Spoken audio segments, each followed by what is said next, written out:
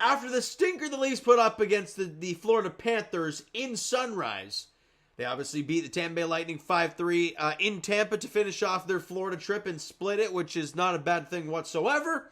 They come back home to take on the Chicago Blackhawks. Connor Bedard and the Chicago Blackhawks, and on Monday Night Hockey on Prime, which I didn't see the first time around, or the first 2 times around. Didn't go about getting it. Thought, screw it. Wanted to watch this one tonight.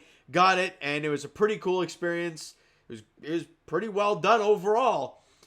And the Leafs went out there and had a sleepy second period, but overall played a sound enough game to beat the Chicago Blackhawks 4-1 tonight at Scotiabank Arena. And look, all the people that said the Leafs don't need Austin Matthews to win games, they lose that game in Florida. They have now won 2 straight with Austin Matthews. And he got the goal scoring started as Pappy is back. And let's be honest here. Oliver Ekman-Larsson breaks the puck out to Willie Nylander. And that cut that Willie did, what was it, just outside the Leafs blue line to lose his forward to get speed. And Matthews enters the offensive zone. Beautiful sauce from Willie to Matthews, and the patented Austin Matthews goal. 5-hole on Soderblom. And the Leafs lead at 1-0 early in the hockey game. And just, look, they really didn't look back. It was with 5 minutes to go in the first period that goal was scored. Willie and OEL with the assist at 15:35. And you go to the intermission, up 1-0. Shots are 9 apiece. You're feeling okay. And big thing coming into today, Anthony Stolarz gets the start in net. But you know what? This is the great thing about where the Leafs are at in their schedule, is we won't know how the Leafs really feel about their goaltending coming up, because think about it. They have a game today, Stolarz. You can go back to Joe Woll on Wednesday against the Predators. But then you have a back-to-back. So it's like, oh, okay, well, they're going to get games there. And then you go Tuesday, Thursday, so you can easily split those, and then go Sunday, Monday. You got a back-to-back. So it's, and I believe, following week, you got Wednesday, Dallas, and then back-to-back. So a lot of back-to-backs for the Leafs coming up. And so all these guys, Woll and Stolarz, are going to get their games. But Anthony Stolarz got the start tonight, and he was awesome. You know, you guys know I'm a big Joe Woll guy, but I thought Stolarz was great today. He played big. His rebound control was good. He didn't lose his stick barely at all in this game. And I thought he was really, really good tonight for the boys in blue and white. Now, Chicago's not a great team. Let's not kid ourselves. They're not a great hockey team, but where have we seen this before, Leaf fans? Think about it. You have a team on the second night of a back-to-back. They're a team at the bottom of the standings. They have a crap load of former Leafs. How does that usually pan out?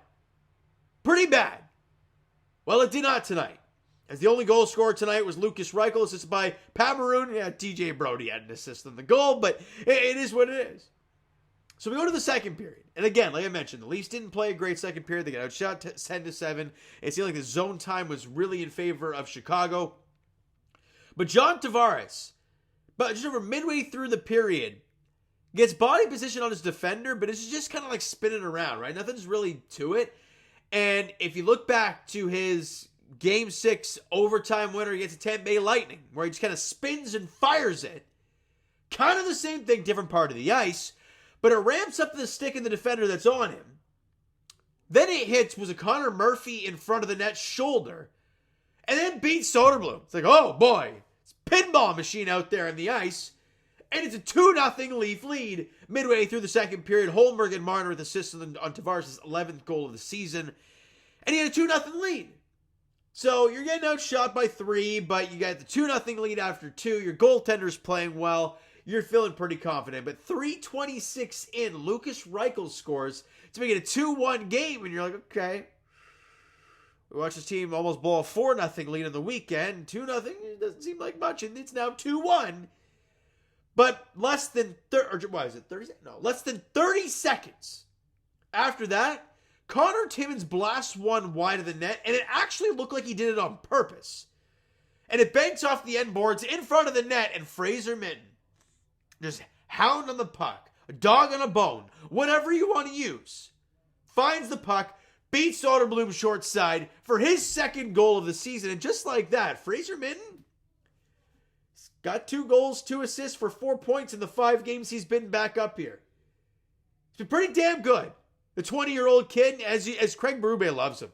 I mean, Craig Berube loves the way he plays the game. Positionally, he's always in the right spot.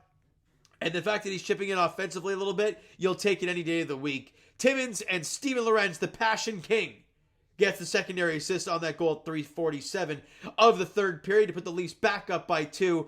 And at that point, the wind was out of the sails of the Chicago Blackhawks. Matthew Nye scores an empty netter. Somehow, I mean, I thought he got beat to an icing, but they said he didn't. He fires in the empty cage. Philip Myers, who drew in today because Jake McCabe did not play, but it doesn't seem like it's too serious, so that's good to hear. Marner at the other assist on the goal, even though, let's be honest, Mitch Marner has a damn breakaway, and he tries his London night special where he's on a freaking breakaway, and he tries to drop it to the player. Problem is, your guy wasn't there, and you're on a freaking breakaway. Bury it, end the damn game, Mitchie. I get it's a cute play sometimes when you and Domi, the former London Knights, are doing. I get it, it's cute when it works. But when you're up 2 with a couple minutes left and they want to pull their goalie and things can get pretty hectic. It didn't, but just try and bury that. You're good, Mitch. Fire the damn puck, please. The Leafs got outshot 9-6 in the third period, 28-22 for the game. And what I will say, the penalty kill for the Leafs was outstanding. No Jake McCabe, didn't matter. 0 for 4 with the Blackhawks in this game. The Leafs gave them absolutely nothing. Even the power play late in the game, I think Chicago had nothing. No shots on net. The 2 power plays the Leafs had, though, boy, they were painful. 5 forwards, can we not do this? Like, can we stop at the 5 forward crap? It ain't working. It's not great. Now, I understand you don't have, Domi on the power play and even Bobby McMahon on the power play, possibly. And so you need to try and load up one line and then, excuse me, it's been a long day today, guys. You don't have enough on that second unit to really have a threat. But spread it out a bit, please.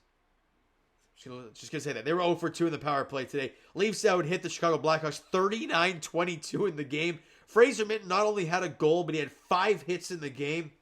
You love what you see. Austin Matthews, a goal and a +2. Nyes, a goal and a +2. Tavares with a goal and a +1. Minton, goal and +1. Mitch Marner, 2 assists and a +2. And Philip Myers, not only did he have an assist and a +2, had 4 shots on goal. He was flying out there and had 7 hits. Also was scrapping with a dude at the end of the game. You love to see it from Philip Myers. Some real passion in the kid. You love what you see. How old is he? 27 from Moncton, New Brunswick, 6'5". He was a big boy out there. Right shot D. I kind of see why they didn't want to lose him on waivers. But he looked good tonight. You like what you see there. What else we got? Nylander, Lorenz, Timmins, Holmberg, and OEL all had assists in the game as well. And one of the key cogs to this win for the Toronto Maple Leafs, yet again, is Anthony Stolarz. 1 goal on 28 shots, a .964 save. The talk recently has been the stat. It hasn't been all that great recently, right? 4 on 23 against Florida, 3 on 30 against Edmonton, 3 on 41 against Ottawa, which is not, though they're not bad by any means, except the Florida one. But he went out there today, 1 goal, 28 shots, did his job, was outstanding. Good stuff for Anthony Stolarz. And the Leafs, yet again, show us that their goaltending and goals against is one of the best in the National Hockey League. Can't wait to get these forwards back, kind of see where they're at, and trade deadline, we'll let Brad cook. Just going to leave it at that. Next game for the Toronto Maple Leafs is not until Wednesday as they host the Nashville Predators at Scotiabank Arena. Again, this is what you got to do. You're playing the Blackhawks, you're playing the Predators. 2 teams that are not very good. Do your job. You did tonight. Awesome. Do a job Wednesday. All right, so you know what, guys? That's going to do it for this one. If you enjoyed the video and the dub today, hit that like button. Do appreciate it. The subscribe button is not done already. Comment down below your thoughts on the video, thoughts on the game. Would you like, would you not like from today's game for the Toronto Maple Leafs? Twitter, Discord, Instagram, TikTok, all that stuff is down below, so follow up there if you haven't done so already. And I will talk to you guys Raptors edition tomorrow night. Against the Indiana Pacers, 7:30 tip-off. Can the Raptors build on their win yesterday against Miami? We shall see. And as for the Leafs, they're back in action Wednesdays. They host the Nashville Predators at Scotiabank Arena, 7:30 puck drop there. Thank you so much for listening and watching. I hope you enjoyed the video and the dub today. Talk to you guys then.